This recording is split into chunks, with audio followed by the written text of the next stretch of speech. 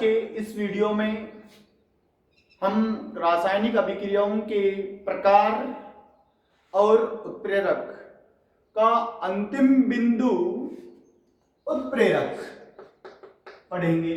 उत्प्रेरक किसे कहते हैं, उत्प्रेरण क्या है, उत्प्रेरकों के गुणधर्म, उत्प्रेरकों के प्रकार। प्रकार में दो आधार पर उत्प्रेरकों को अलग अलग भागों में बांटा गया है, अवस्था के आधार पर, क्रियाशीलता के आधार पर। आगे जानते हैं। पहले उत्प्रेरक किसे कहते हैं, उत्प्रेरक क्या है। उत्प्रेरक वे पदार्थ जो रासायनिक अभिक्रिया में भाग नहीं लेते, जो रासायनिक अभिक्रिया के वेग को परिवर्तित कर देते हैं, उन्हें उत्प्रेरक कहते हैं। वे पदार्थ जो किसी रासायनिक अभिक्रिया में भाग नहीं लेते, केवल अभिक्रिया के वेग को परिवर्तित कर देते हैं, उन पदार्थों को उत्प्रेरक कहते हैं। उत्प्रेरकों के द्वारा अभिक्रिया के वेग को परिवर्तित करने की इस परिघटना को उत्प्रेरण कहा जाता है। किसी उत्प्रेरक द्वारा अभिक्रिया के वेग को परिवर्तित करने की क्रिया को, घटना को उत्प्रेरण कहते हैं। देखिए, उत्प्रेरक वे पदार्थ, रासायनिक पदार्थ जिनके द्वारा किसी रासायनिक अभिक्रिया के वेग को परिवर्तित किया जाता है, जो स्वयं रासायनिक अभिक्रिया में भाग नहीं लेते, उन पदार्थों को उत्प्रेरक कहा जाता है।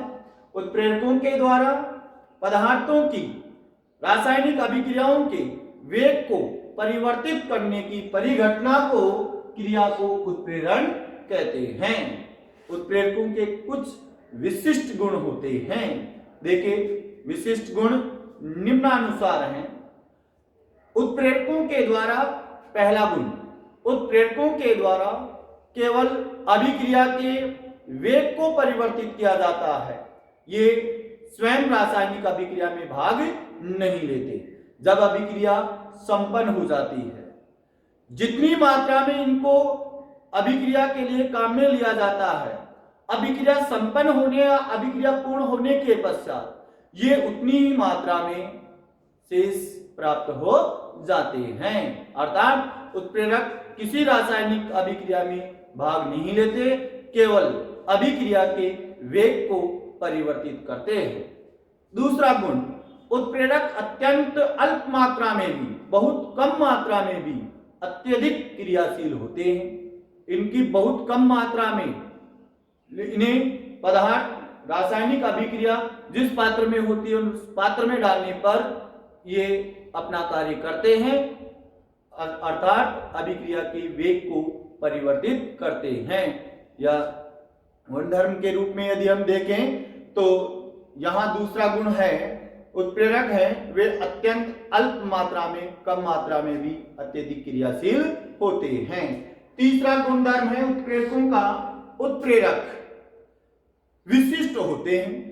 विशिष्ट का अर्थ होता है एक विशेष उत्प्रेरक किसी विशेष रासायनिक अभिक्रिया को ही प्रभावित करता है, उसके वेग को परिवर्तित करता है। जिस प्रकार से एक विशेष ताला एक विशेष चाबी से ही खुलता है, उसी प्रकार एक विशेष उत्प्रेरक विशिष्ट रासायनिक अभिक्रिया को ही उत्प्रेरित करता है।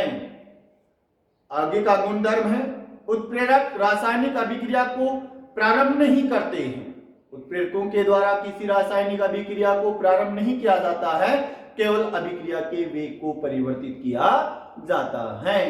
आगे का गुणधर्म यह है, उत्प्रेरक हैं वे उत्क्रमणीय अभिक्रिया, उत्क्रमणीय अभिक्रिया के दोनों भाग, अग्र अभिक्रिया और प्रतीप अभिक्रिया, दोनों को समान रूप से परिवर्तित करते हैं। उत्प्रेरकों के द्वारा उत्क्रमणीय अभिक्रिया के अग्र अभिक्रिया और प्रतीप अभिक्रिया दोनों को समान रूप से परिवर्तित किया जाता है।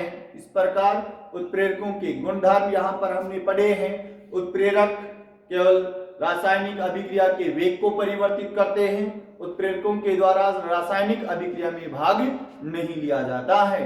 उत्प्रेरक अभिक्रिया को प्रारंभ नहीं करते, केवल उत्प्रेरक के द्वारा अभिक्रिया के वेग को परिवर्तित किया जाता है।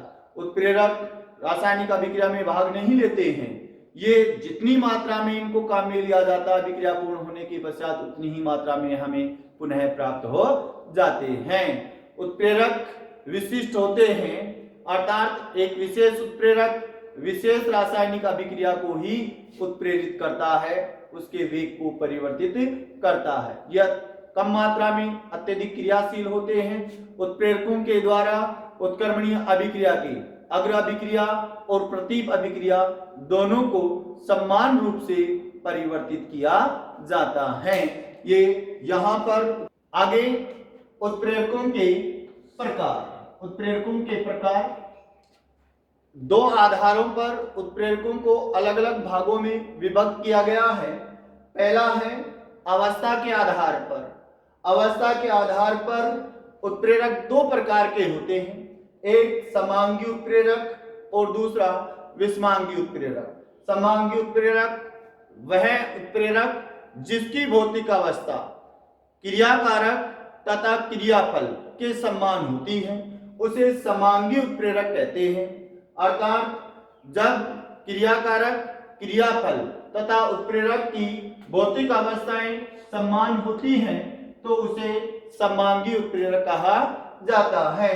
विषमांगी उत्प्रेरक वे उत्प्रेरक जिनकी भौतिक अवस्थाएं क्रियाकारक और क्रियाफल से भिन्न होती हैं, उसे विषमांगी उत्प्रेरक कहते हैं। अर्थात जब क्रियाकारक क्रियाफल तथा उत्प्रेरक की भौतिक अवस्थाएं समान नहीं होती हैं तो उसे विषमांगी उत्प्रेरक कहा जाता है। क्रियाशीलता के आधार पर उत्प्रेरक चार प्रकार के होते हैं, धनात्मक उत्प्रेरक, ऋणात्मक उत्प्रेरक, स्वतः उत्प्रेरक और जैव उत्प्रेरक। धनात्मक उत्प्रेरक वे उत्प्रेरक जिनके द्वारा अभिक्रिया के वेग को बढ़ाया जाता है, उन्हें धनात्मक उत्प्रेरक कहते हैं। वे उत्प्रेरक जिनके द्वारा अभिक्रिया के वेग को बढ़ाकर परिवर्तित किया जाता है या बढ़ाया जाता है, उन्हें धनात्मक उत्प्रेरक कहते हैं। ऋणात्मक उत्प्रेरक वे उत्प्रेरक जिनके द्वारा अभिक्रिया के वेग को कम किया जाता है, कम करके परिवर्तित किया जाता है, उन्हें ऋणात्मक उत्प्रेरक कहा जाता है। स्वतः उत्प्रेरक वे उत्प्रेरक जिनके द्वारा या जब किसी रासायनिक अभिक्रिया में बनने वाला उत्पाद ही उत्प्रेरक के रूप में कार्य करता है तो उसे स्वतः उत्प्रेरक कहते हैं। जैव उत्प्रेरक वे उत्प्रेरक या इन्हें एंजाइम्स भी कहा जाता है, वे पदार्थ जो किसी जैव रासायनिक अभिक्रिया के वेग को परिवर्तित करते हैं, उन्हें जैव उत्प्रेरक कहा जाता है। इस प्रकार ये उत्प्रेरकों के प्रकार दो आधार पर, एक अवस्था के आधार पर और दूसरा क्रियाशीलता के आधार पर। अब इनके बारे में हम यहाँ विस्तार से पढ़ते हैं। पहले अवस्था के आधार पर समांगी उत्प्रेरक वे उत्प्रेरक जिनकी भौतिक अवस्था क्रियाकारक क्रियाफल के समान होती है, उन्हें समांगी उत्प्रेरक कहते हैं। अर्थात जब क्रियाकारक क्रियाफल तथा उत्प्रेरक की भौतिक अवस्थाएं समान होती हैं तो उसे समांगी उत्प्रेरक कहा जाता है। इस परिघटना को समांगी उत्प्रेरण कहते हैं। इस परिघटना को समांगी उत्प्रेरण कहा जाता है। जैसे CH3 COO CH3 ये मेथिल एसीटेट प्लस H2O बराबर CH3 COOH plus CH3OH acetic अम्ल तथा मेथिल अल्कोहल। यहाँ पर इन सभी की भौतिक अवस्थाएं देखिए, ये मेथिल एसीटेट है द्रव अवस्था में, यहाँ कोष्टक में L का है, जल है द्रव अवस्था में L का है, ये हाइड्रोक्लोरिक अम्ल उत्प्रेरकों को तीर के निशान के ऊपर लिखा जाता है। अवस्था यहाँ AQ यानी विलयन द्रवावस्था में है। इसी प्रकार CH3COOH ये एसिटिक अम्ल द्रवावस्था में और मेथिल अल्कोहल है वह भी द्रवावस्था में है। अतः यहाँ पर क्रियाकारक, क्रियाफल तथा उत्प्रेरक की भौतिक अवस्थाएं समान हैं। ये समांगी उत्प्रेरक है। विषमांगी उत्प्रेरक वे उत्प्रेरक जिनकी भौतिक अवस्थाएं, जिनमें भौतिक अवस्थाएं क्रियाकारक क्रियाफल से भिन्न होती हैं, अर्थात क्रियाकारक क्रियाफल तथा उत्प्रेरक की भौतिक अवस्थाएं भिन्न भिन्न हो तो उसे विषमांगी उत्प्रेरक कहते हैं। जैसे N2 प्लस H2 बराबर NH3। इस क्रिया में लोहे चूर्ण है वह उत्प्रेरक के रूप में काम में लिया जाता है। देखिए नाइट्रोजन गैस है, हाइड्रोजन गैस है, लोहा ठोस है, अवस्था क्रियाकारक से भिन्न। इसी प्रकार यहाँ पर NH3 गैसीय अवस्था में है तो इन तीनों की भौतिक अवस्थाएं हैं वे अलग अलग हैं। तो विषमांगी उत्प्रेरक जिनमें क्रियाकारक क्रियाफल तथा उत्प्रेरक की भौतिक अवस्थाएं भिन्न भिन्न होती हैं उन्हें विषमांगी उत्प्रेरक कहा जाता है। इसी प्रकार यहाँ विषमांगी उत्प्रेरक का एक अन्य उदाहरण है वनस्पति तेल। द्रवावस्था में है।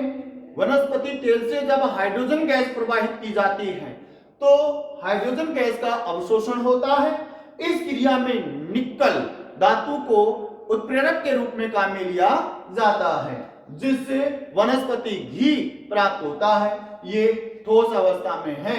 तो यहाँ प्रश्न इससे संबंधित आता है वनस्पति तेल से वनस्पति घी प्राप्त करने के लिए, वनस्पति तेल से वनस्पति घी प्राप्त करने के लिए किस उत्प्रेरक का उपयोग किया जाता है? किसका उपयोग किया जाता है? निकल धातु का उपयोग किया जाता है।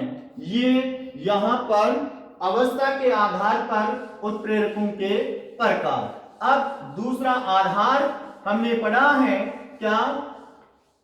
क्रियाशीलता के आधार पर उत्प्रेरकों के प्रकार। क्रियाशीलता के आधार पर उत्प्रेरक हैं ये 4 प्रकार के होते हैं। उत्प्रेरक 4 प्रकार के होते हैं। क्रियाशीलता के आधार पर, क्रियाशीलता के आधार पर उत्प्रेरकों के प्रकार, जिनमें पहला प्रकार है धनात्मक उत्प्रेरक। पहला प्रकार है धनात्मक उत्प्रेरक। धनात्मक उत्प्रेरक किसे कहते हैं? वे उत्प्रेरक जिनके द्वारा किसी रासायनिक अभिक्रिया के वेग को बढ़ाया जाता है उन्हें धनात्मक उत्प्रेरक कहते हैं।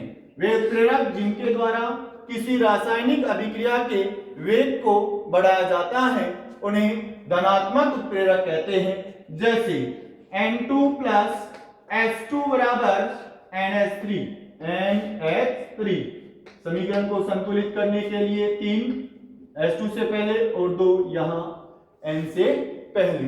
इस क्रिया में लोहे चूर्ण को, इस क्रिया में लोहे चूर्ण का उपयोग किया जाता है उत्प्रेरक के रूप में। ये जैसे ही लोहे चूर्ण इसमें डाला जाता है, पात्र में डाला जाता है, अभिक्रिया तेजी से पूर्ण हो जाती है अर्थात अभिक्रिया का वेग बढ़ जाता है। तो वे उत्प्रेरक जिनके द्वारा किसी रासायनिक अभिक्रिया के वेग को बढ़ाया जाता है उन्हें धनात्मक उत्प्रेरक कहते हैं। उन्हें धनात्मक उत्प्रेरक कहते हैं। दूसरा प्रकार है ऋणात्मक उत्प्रेरक। दूसरा प्रकार है ऋणात्मक उत्प्रेरक। ऋणात्मक उत्प्रेरक किसे कहते हैं? वे उत्प्रेरक जिनके द्वारा किसी रासायनिक अभिक्रिया के वेग को कम किया जाता है। वे उत्प्रेरक जिनके द्वारा किसी रासायनिक अभिक्रिया के वेग को कम किया जाता है उन्हें ऋणात्मक उत्प्रेरक कहते हैं। जैसे यहाँ पर उत्प्रेरक, वे उत्प्रेरक जिनके द्वारा किसी रासायनिक अभिक्रिया के वेग को कम किया जाता है उन्हें ऋणात्मक उत्प्रेरक कहते हैं। जैसे hydrogen peroxide H2O2, hydrogen peroxide को में ग्लिसरॉल मिलाया जाता है। यह ग्लिसरॉल हाइड्रोजन पेरोक्साइड के अपघटन की दर को कम कर देता है, अर्थात यहाँ पर ग्लिसरॉल है वह ऋणात्मक उत्प्रेरक का कार्य करता है। इसी प्रकार CHCl3 क्लोरोफॉर्म यह निश्चेतक के रूप में बेहोशी के लिए काम में लिया जाता है।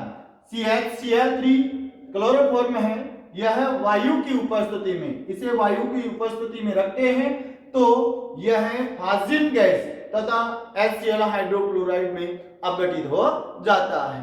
इस क्रिया की दर को कम करने के लिए, इसके वेग को कम करने के लिए क्लोरोफॉर्म में C2H5OH अर्थात एथिल अल्कोहल है वह इसमें मिलाकर रखा जाता है, जिससे इसके अपघटन की दर है वह कम हो जाती है। इससे यह स्पष्ट होता है कि C2H5OH जो एथिल अल्कोहल है, एथेनॉल है, यह यहाँ ऋणात्मक उत्प्रेरक का कार्य करता है। तो ऋणात्मक उत्प्रेरक वे उत्प्रेरक जिनके द्वारा किसी अभिक्रिया के वेग को कम किया जाता है उन्हें ऋणात्मक उत्प्रेरक कहते हैं। जैसे हाइड्रोजन पेरोक्साइड के अपघटन की दर को कम करने के लिए ग्लिसरॉल काम में लिया जाता है, तथा यहाँ क्लोरोफॉर्म है, इसके ऑक्सीकरण की दर को कम करने के लिए एथिल अल्कोहल का उपयोग किया जाता है। तीसरा उत्प्रेरक का प्रकार है क्रियाशीलता के आधार पर स्वतः उत्प्रेरक। तीसरा प्रकार है स्वतः उत्प्रेरक। स्वतः उत्प्रेरक किसे कहते हैं? स्वतः उत्प्रेरक वे उत्प्रेरक जब किसी रासायनिक अभिक्रिया में बनने वाला उत्पाद ही उत्प्रेरक का कार्य करता है।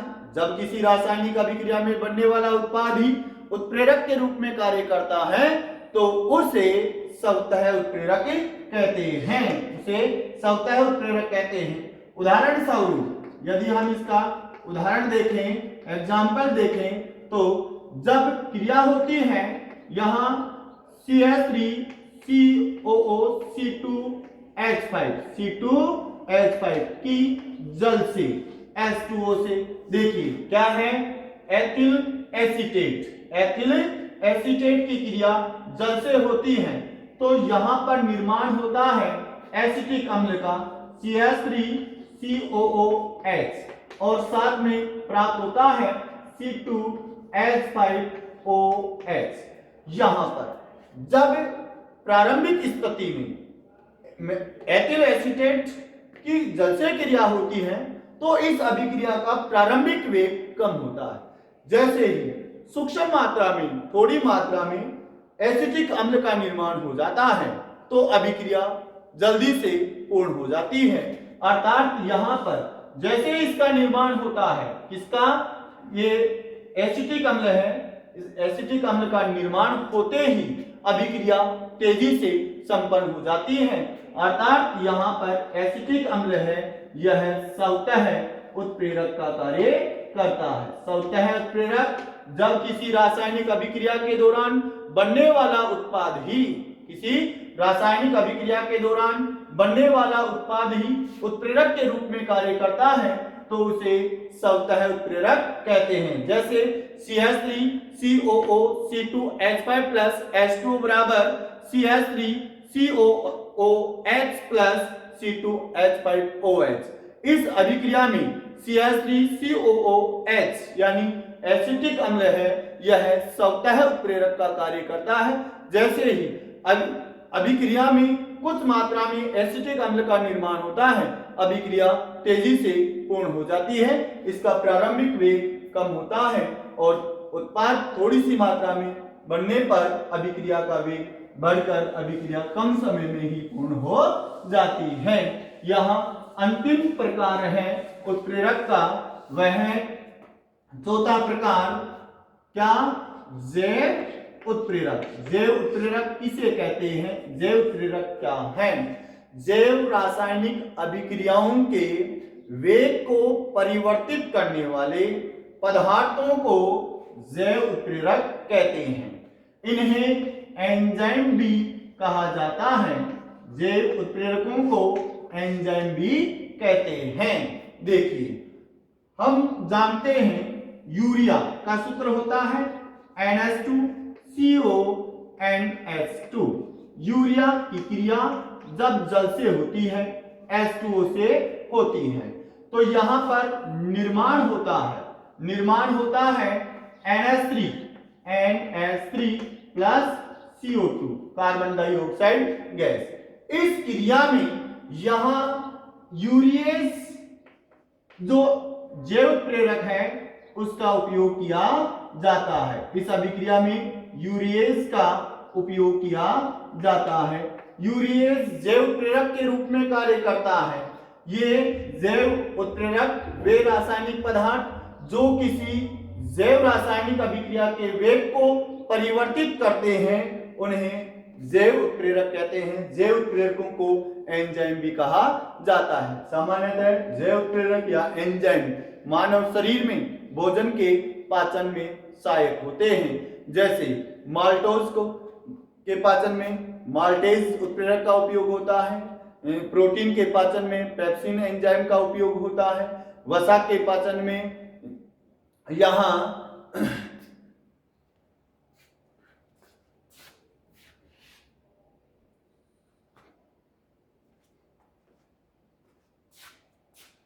देखिए अंतिम बिंदु उत्प्रेरक वर्धक और उत्प्रेरक विष। उत्प्रेरक अभिक्रिया के वेग को परिवर्तित करते हैं। इसी प्रकार कुछ ऐसे पदार्थ भी होते हैं जो उत्प्रेरकों की क्रियाशीलता को प्रभावित करते हैं। क्रियाशीलता को दो प्रकार से प्रभावित किया जा सकता है, एक क्रियाशीलता को बढ़ाकर और दूसरा उनकी क्रियाशीलता को कम करके। यहां पहले हैं उत्प्रेरक वर्धक। किसे कहते हैं? वर्धक हैं बनाने वाले, अर्थात वे रासायनिक पदार्थ जिनके द्वारा किसी उत्प्रेरक की क्रियाशीलता को बढ़ाया जाता है, उत्प्रेरकों की क्रियाशीलता को बढ़ाया जाता है, उन्हें उत्प्रेरक वर्धक कहते हैं। जैसे अमोनिया के निर्माण की क्रिया में लोहे चूर्ण का उपयोग उत्प्रेरक के रूप में किया जाता है। यदि लोहे चूर्ण के साथ अभिक्रिया के लिए मोलिब्डेनम का उपयोग भी किया जाए तो मोलिब्डेनम के उपयोग से अभिक्रिया का वेग और अधिक बढ़ जाता है। यह मोलिब्डेनम उत्प्रेरक का कार्य नहीं करता है, यह केवल उत्प्रेरक यानी लोहे की क्रियाशीलता को बढ़ाने का कार्य करता है। क्योंकि यदि हम अकेले मोलिब्डेनम को काम में लें तो यहां पर अभिक्रिया का वेग अधिक नहीं होता या उसके वेग में कोई परिवर्तन नहीं होता है। इससे यह स्पष्ट होता है कि मोलिब्डेनम उत्प्रेरक ना होकर उत्प्रेरक वर्धक होता है, जिसके द्वारा उत्प्रेरक की क्रियाशीलता को बढ़ा दिया जाता है। इसी प्रकार वनस्पति तेल से वनस्पति घी के निर्माण की क्रिया में या हाइड्रोजन गैस वनस्पति तेल से प्रवाहित की जाती है। इस क्रिया में निकल धातु का उपयोग उत्प्रेरक के रूप में किया जाता है। यदि निकल के साथ कुछ मात्रा में कॉपर धातु भी मिला दी जाए तो तेजी से अभिक्रिया पूर्ण होती है। अब देखिए दूसरा यहां पर पदार्थ है उत्प्रेरक विष। उत्प्रेरक विष वे पदार्थ जिनके द्वारा उत्प्रेरकों की क्रियाशीलता को कम किया जाता है। वे पदार्थ जिनके द्वारा उत्प्रेरकों की क्रियाशीलता को कम किया जाता है उन्हें उत्प्रेरक विष कहते हैं। जैसे यदि अमोनिया निर्माण की क्रिया में यहां लोहे के साथ ये कार्बन मोनोऑक्साइड गैस है वह प्रयुक्त की जाए या प्रवाहित की जाए तो यहां पर अभिक्रिया का वेग कम हो जाता है, अर्थात कार्बन मोनोऑक्साइड के द्वारा लोहे की क्रियाशीलता को कम कर दिया जाता है। इस प्रकार यहां पर कार्बन मोनोऑक्साइड गैस है वह उत्प्रेरक विष के रूप में कार्य करती है। यहां देखिए अपना जो पाठ है जिसका नाम रासायनिक अभिक्रियाएं उनके प्रकार वह उत्प्रेरक पाठ यहां अपनी ओर से इन विभिन्न वीडियोस के माध्यम से पूरा हुआ है। आशा करते हैं आपने इन सभी वीडियोस को बहुत अच्छी तरह से गहनता से आपने सुना है, देखा है। तो यहाँ पर आपको इन सभी जो बिंदु हैं उन्हें अच्छी तरह से अध्ययन करना है, उन्हें याद करना है। देखिए आगे आपके इस पार्ट का जो होमवर्क है या क्वेश्चंस है वो पीडीएफ के द्वारा आप सभी के व्हाट्सएप के माध्यम से आपको भेज दिए जाएंगे। आप सभी से अनुरोध है कि आप जो भी क्वेश्चंस आप तक पहुंचाए जाते हैं उन सभी का होमवर्क के रूप में आपको यहाँ कार्य करना है। धन्यवाद।